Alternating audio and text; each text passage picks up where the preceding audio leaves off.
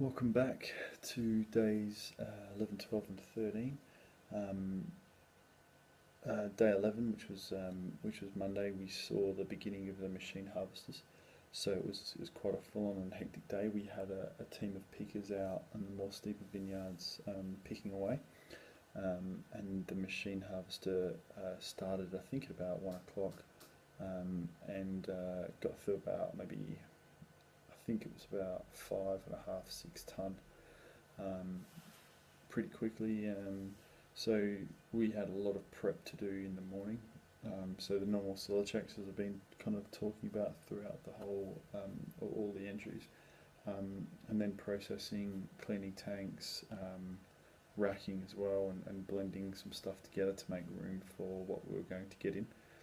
Um, Being that it is such a small receiving area, um, we got about 5.5, 6 ton delivered in. First was Peter's crusher, which holds about 2.5 ton, which is fine because that we just connect that straight into the press and it goes through and it's fine. The remaining, say 3 ton, 3.5 ton or whatever, was had to be transferred from the containers it was in, or pumped in from the crusher into the press. So that was all done by hand, which was pretty hard work, as you can imagine. You know, 3 ton of that was pretty exhausting. But such is the way of the small boutique, and yeah, I guess more traditional winery. So yeah, so good, but pretty hard. Really long day as well because the press was pretty much working all night, as we had so much to process. So we had I think we ended up doing about, I think it was 2 presses with the stuff that we got from the harvester, plus another press that we got from the hand pickers. So, and we got all of that in around the same time. So it was like all hands on deck to kind of prep that and make it happen. And in the morning we'd actually had pressed something that we'd let have skin contact overnight. So it was a pretty busy day of getting stuff in the press, cleaning the press out, getting rid of the skins and stuff like that, and then refilling the press, cleaning it, getting rid of all that, and then in the meantime, obviously putting it in tanks and chilling it down, and that's all done.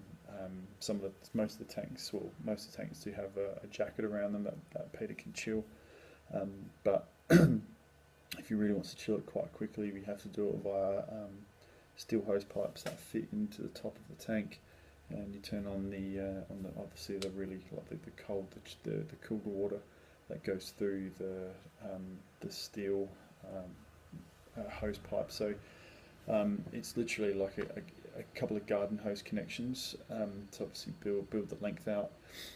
These garden hose connections, one will connect into the roof, into the cooling system, back into the stainless steel kind of coiled hose, which is obviously a couple of meters long, and then you just loop it back around to the other pipe, turn it on, and it kind of just flows through with cold water chilling it down.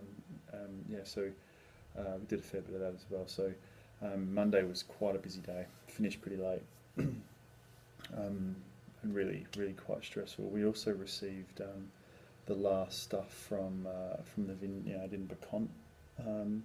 So we processed that and let it settle. On Tuesday, so day 12 morning, that had started to spontaneously ferment, which wasn't what Peter wanted, and added to the poor bloke's stress levels. He was pretty stressed out yesterday because he had a lot going on, and that took priority. He had to deal with that because it's about 3,000 litres, so it's a lot of wine that he has to look after. So he dealt with that. He ended up having to take it to go through a centrifuge to separate the stuff attempt to separate the stuff that was fermenting with the juice, and then transfer that back. So what we essentially had to do was pump out the 3,000 litres of stuff that was spontaneously fermenting into some transport tanks, and then Peter took them to the place where they had the pump, the centrifuge pump, and then he processed all that, and then so that took him all day. So while he was doing that, I was in the cellar all day prepping. We had to cancel a lot of the picks because we just didn't have the room, we just couldn't do it because obviously Peter was out, and obviously I can't handle the press or anything like that, and we couldn't do that because this other stuff took priority. So everything kind of got pushed back a day. So a very stressful day for all involved. I was, as I mentioned, I was in the cellar before, so I was I had a bunch of work orders that Peter wanted me to do, with the help of the owner's mother, Maria, who used to make wine, and still has a hand in it, but not too much. But she doesn't speak any English, so Peter kind of was being bilingual, giving us instructions of what he wanted us to do while he was out for most of the day, which was good because, I mean, obviously he gave me a bit more responsibility in the cellar. So his duties, or his work orders as he called them, were to we had to transfer some of the pretty good stuff that we got from one of the vineyards into an oak barrel, because he was going to ferment it in oak, this Riesling, which is pretty exciting. So I had to transfer that. So it's all done by pump. So if you haven't used one of these pumps before, they are pretty powerful pieces of equipment, and not something that you want to stuff around or mix up. So I was pretty nervous, and probably triple checked everything, and then obviously Maria was there to triple check and stuff as well. So, but yeah, it's there's just so many things wrong, so many things that could go wrong, if you're really if you don't really know what you're doing. So having seen and done it with Peter, I was just a little bit nervous. I didn't kind of have him there, but he was obviously on mobile and stuff. So anyway, we got through it with no hiccups or anything. So that was the first thing, to transfer 250 litres of this high quality Riesling to oak barrel, which we did. Then we had about 4,500 litres in two separate tanks. I think one was 3,000, the other one was about 1,500 or something like that, roundabout, which we had to rack. So I learned some pretty cool techniques about racking as well. So the way the tanks are set up is they've got the bottom nozzle, or valve, or whatever you want to call it, which is what you're sucking out of and putting into for the tank. And then there is also a separate I guess exit pipe about 40-50 centimeters above that, which allows you then to not get the dregs of what you're racking. So essentially you get the better part of the juice, which filters all the way down. Once you hit the point, which is essentially above the bottom drain, you just turn it off, and then you do the rest via another piece of equipment. So the racking was really interesting. It was stressful work because obviously the pump's going pretty crazy, and these pumps have the ability to actually suck in the tank if you haven't got everything right. So there was obviously a big checklist to go through, make sure that there's air has access to come into the tank, because if it doesn't, it'll just suck the tank in, and then obviously it's a couple of thousand euros damage. So anyway, we avoided that, which was good. So yeah, and racked off all that wine, which is good, and I think it took the pressure a little bit off of Peter, because he was working off of about 3 hours sleep, and then dealing with these tanks that had just started to ferment. And yeah, so the other stuff we had was the press was going as well at the same time. We were processing some stuff that we had left to have skin contact overnight, and that's something that you need to keep an eye on all the time, because as the press is going, it fills up the bottom basin, and if that obviously overfills, then that just goes onto the floor and then drains out, which is obviously you don't want to happen. So there's a pump attached to that, which goes straight into the tank. So again, working a pump, you can't just leave the pump switched on, because if you get air through into the pump, it'll stuff the pump up. So it's a matter of keeping an eye on the press, making sure it's not overfilling, and when it does get to a certain point, switching the pump on. Checking it every couple of minutes, every 30 seconds because I was just trying to be really extra cautious.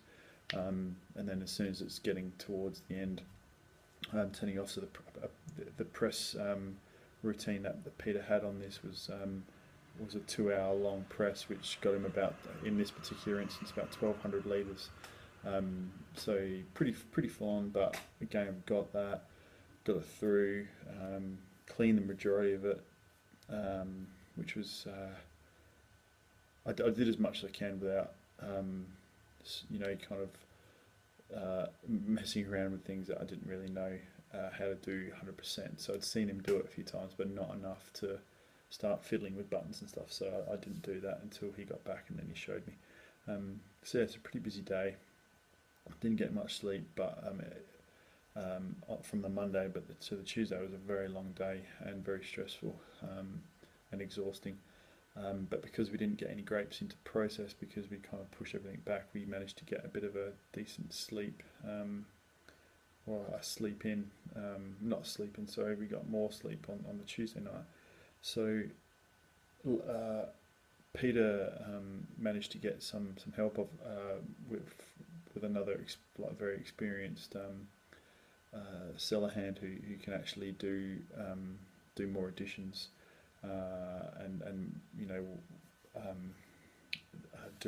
work the pumps, and obviously this is my first time, so he needed more of a help, because this is apparently one of the biggest vintages that they've had here. So he was really in the pump. So luckily he got someone down who arrived at about 10 o'clock this morning, and we're pretty much straight into it. So this morning started off by cleaning the press from yesterday. So got inside and saw what it was all about, cleaned the thing, which took a fair while.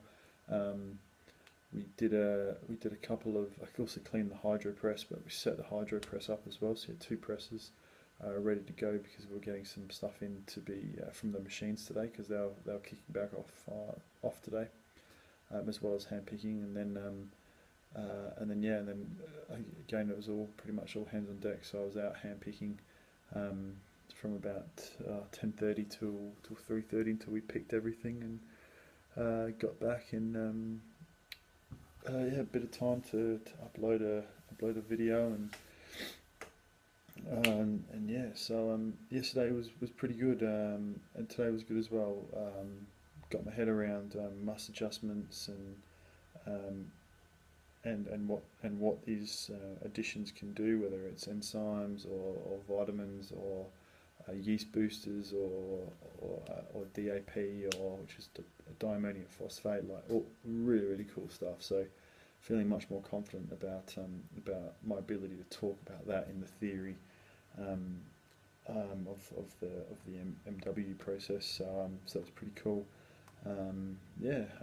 So I think things, we've got probably 2 more days of harvesting, and then things will slow down a little bit, and we'll have all the grapes in. Then it's just a matter of keeping on top of them and making sure they're going in the right direction. So we're a lot less hectic around here, especially now that we've got this bloke in to help out.